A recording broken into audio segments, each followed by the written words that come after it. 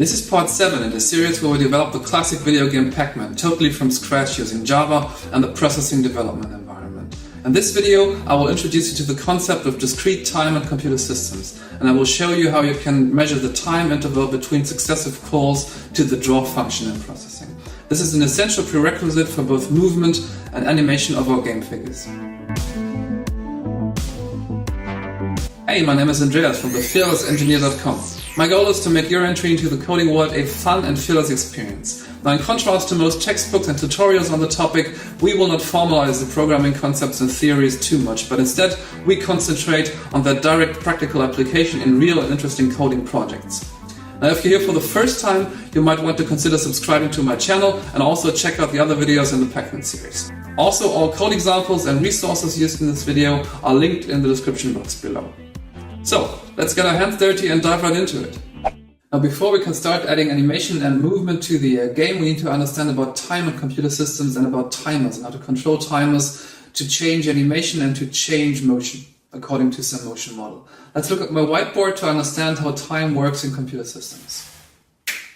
Okay, in order to understand time, let's draw a simple time axis. In computer systems, time is discrete. That means we have small chunks of infinitesimally small time periods, usually a few nanoseconds depending on your processor, and time progresses in this linear fashion between these discrete intervals. For the sake of argument, let's now assume that time for us in our Pac-Man game progresses continuously without those increments, but nonetheless we have certain time intervals passing between calls to the draw function.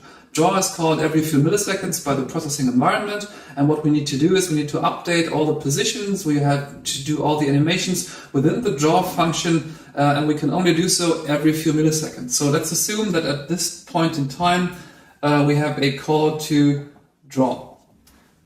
Then time progresses until, let's say, here, and we have a second call to draw. Then it progresses even further and we have a third call to draw.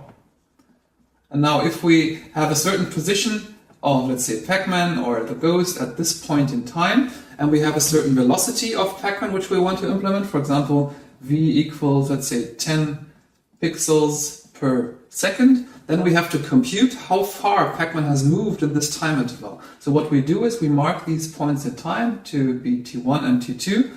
Then we can say, okay, delta time between those two intervals is t2 minus t1. And in order to adjust position, what we have to do is we have to use this time interval delta t, which has passed since the last two calls to draw, and have to compute how far Pac-Man has moved in this time period. But before we do so, let's get back to the code and implement those timers.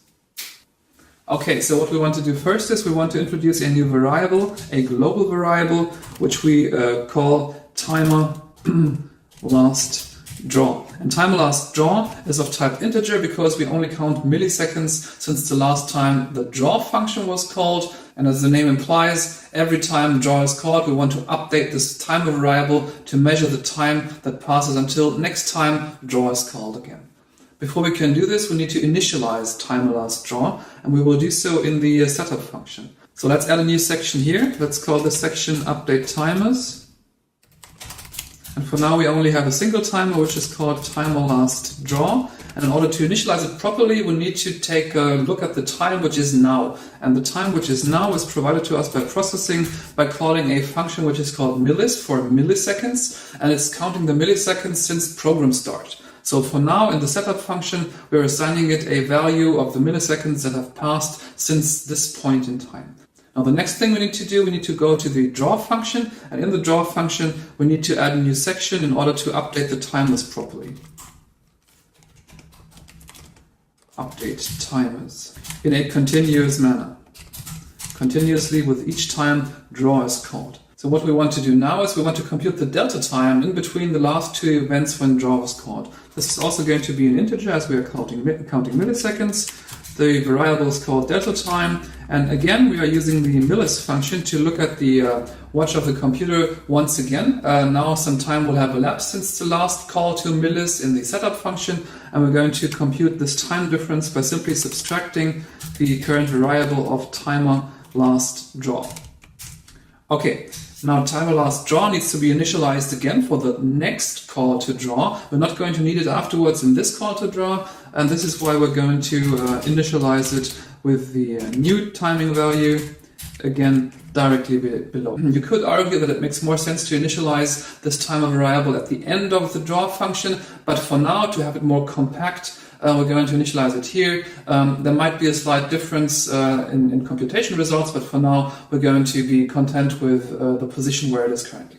Okay, what do we need to do next? What we want to do is, for now in this first section, we want to simply print the time to the console which has elapsed since the last call to draw. So time elapsed since last call to draw. We're going to simply add this time here, delta time, and we're going to also add the time unit in milliseconds. That's the first thing we have here. Secondly, what we want to measure now to see what time has elapsed since the program start. Since program start, we're simply going to call the millis function here, which gives us the time passed since program start, and we want to see how many milliseconds have passed since we started the program the first time. Okay, basically that's about it in this first part. Let's start the code and let's look at the console. Let's minimize the picture, which we are currently not interested in. What we can see here is that every call to draw takes about 16, 15, 17 milliseconds. So that's time passing between two calls of draw on my computer. Maybe it's different on your computer, but that's roughly the amount of milliseconds passing between two draw events. Apart from that, the time since program start is now progressing forward. We are at 25 seconds currently since program start, and this is progressing on and on and on until we close and restart the program.